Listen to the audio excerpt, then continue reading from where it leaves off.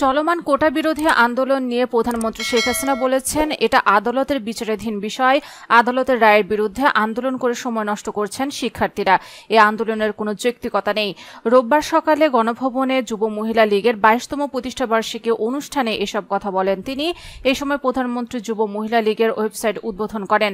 প্রধানমন্ত্রী বলেন, মুক্তিযোদ্ধা কোটা সহ কোটা বাতিল করার আন্দোলন করছে শিক্ষার্থীরা।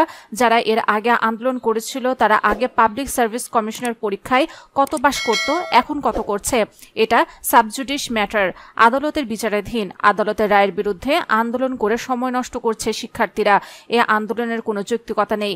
আওয়ামী লীগ সভাপতি বলেন, যুব মহিলা লীগ সবসময় আন্দোলন সংগ্রামে ছিল। বিএনপি জামায়াত যুব মহিলা লীগের নেতাকর্মীদের অকথ্য নির্যাতন করেছে। ভোট চুরির অপরাধে 2 বার ক্ষমতা ছাড়তে বাধ্য হয়েছিল খালেদা জিয়া উল্লেখ করে সরকার প্রধান বলেন, আওয়ামী লীগ ক্ষমতায় এসে দেশকে একটু উচ্চ আসনে নিতে সক্ষম হয়েছে।